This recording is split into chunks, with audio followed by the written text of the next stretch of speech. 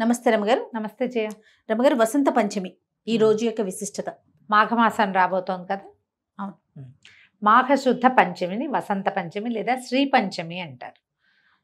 ఫిబ్రవరి 14వ తారీఖు బుధవారం నాడు మాఘ శుద్ధ పంచమి ఉన్నది. అయితే ఈ శుద్ధ పంచమి ఇది వరకట వసంతకాలం ఇక్కడి నుంచే మొదలవుతుందని కూడా చెప్పేవారట.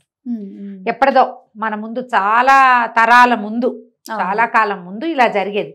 క్రమంగా మనకి ఈ ఋతువులు అవి అవతలకి జరగటం మొదలుపెట్టి మనం దీన్ని వసంతం అనకుండా మాఘం ఫాల్గుణం కూడా ఇందులోనే ఉంటాయి.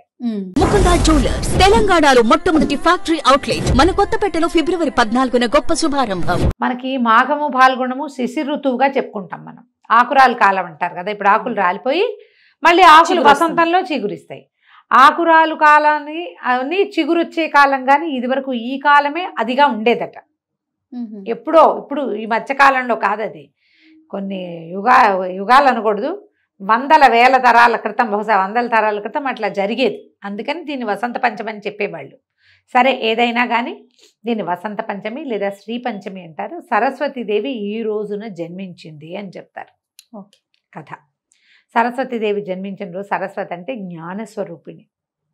పుస్తకాలతోటి వచ్చేదే కాదు, ఐక్యూ, బుద్ధి, జ్ఞానము, జ్ఞానస్వరూపిణి. కాబట్టి సరస్వతి ఆరాధన ఈ రోజున చేయాలి. మనం మామూలుగా రెండోది ఎప్పుడు చేస్తాము? సరస్వతి పూజ మూలా నక్షత్రానికి చేస్తాం. మూలా నక్షత్రం అప్పుడు తప్పకుండా చేసుకుంటాం. దసరా అప్పుడు చేస్తాం. మూలా నక్షత్రం నాడు అందరూ చేసుకుంటారు. అప్పుడు కూడా మనం అక్షరాభ్యాసాలు చేస్తాం. ఇప్పుడు ఈ రోజున కూడా అక్షరాభ్యాసాలకి చాలా మంచిది. ఏవైనా స్కూళ్ళు మొదలు పెట్టేటట్టయినా, లేకపోతే పిల్లల్ని స్కూల్లో చేర్చేది రోజైనా, చిన్నపిల్లల్ని చిన్నది వేస్తారు, అంగన్వాడీకి పంపించాలన్నా మంచి రోజు చూస్తాం కదా. శ్రీ పంచమి మంచిది.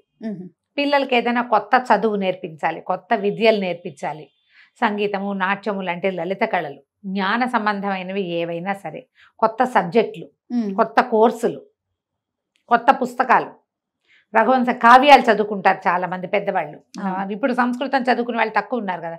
ఇది వరకు కావ్య పాఠం మొదలు పెట్టాలంటే వసంత పంచమి కావాలనుకునేవాళ్ళు. ఈ రోజున మొదలుపెట్టింది జ్ఞాన సముపార్జన వైపుగా పరిగెడుతుంది.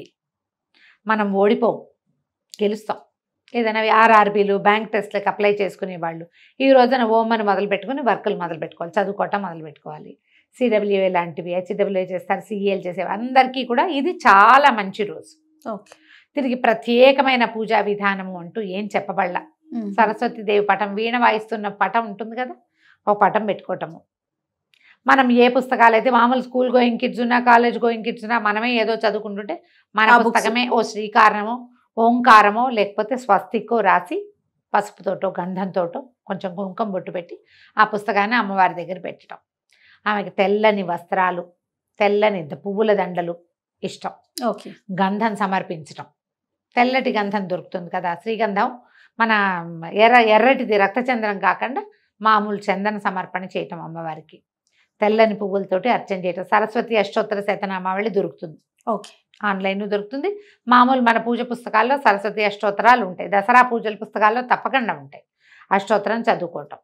లేకపోతే సరస్వతి నమస్తుభ్యం వరదే కామరూపిణి విద్యారంభం గరిష్యామి సిద్ధిర్భవతు మే సదా, అలాంటి మే సదా శ్లోకమైన సింపుల్గా చెప్పుకోవచ్చు.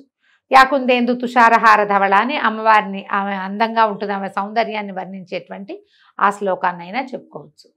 సమీపంలో ఎక్కడైనా సరస్వతి దేవాలయాలు ఉంటే మనం ఏదైనా ప్రత్యేకమైన చదువు, ప్రత్యేకమైనది మన పిల్లలకి చేయదలుచుకుంటే కనుక, మనం చేయదలుచుకున్నా కూడా సరస్వతి దేవాలయ దర్శనం అద్భుతమైన ఫలితాన్ని ఇస్తుంది ఈ రోజును చూస్తే కనుక.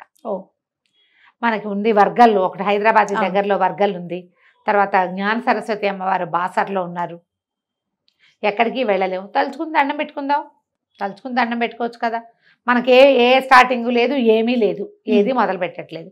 అయినా కూడా సరస్వతి పూజ చేసి పిల్లలతోటి ఒక నమస్కారం చేసుకుంటే పెరుగన్నము, కొబ్బరన్నము అలాంటివి నివేదన చేసుకోవచ్చు. తెల్లటి పాయసము, పాల పాయసము చేస్తాం పంచదారతోటి, అట్లా పాయస నివేదన కూడా చేసుకోవచ్చు. ఏవైనా పుస్తకాలు పంచిపెట్టచ్చు, రాసుకునేవి, చదువుకునేందుకు ఉపయోగపడే సాధనాలు ఎవరికైనా దానం చేయొచ్చు. మనం ఇప్పుడు ఎవరికైనా ఇవ్వాల్సి వస్తాము, ఈ రోజున ఇవ్వచ్చు. అవన్నీ మనకి ప్లస్ అవుతాయి, పాజిటివ్ ఎనర్జీ. అలా ఏదైనా చేసుకోవచ్చు. మనం మాఘ స్నానాలు మొదలు పెట్టుకుంటాం. మాఘమాసం తొలి రోజు నుంచి తలస్నానం చేస్తాం. తలస్నానం చేయాలా, మామూలు స్నానం చేయాలా, చాలామంది అడుగుతున్నారు జయ.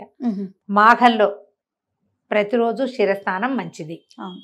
చేయలేని వాళ్ళు మామూలు స్నానం చేసి పర్వదినాల్లో శిరస్నానం చేయండి. ఆదివారాలు, మాఘాదివారాలు, ఈ వసంత పంచమి, రేపు ముందు ఒక రథసప్తమి వస్తుంది, ఇలాంటి ఏకాదశి, పౌర్ణమి, అలాంటప్పుడు శిరస్నానం. మామూలు రోజుల్లో కంఠ స్నానం చేసినా మంచిదే. ఓకే.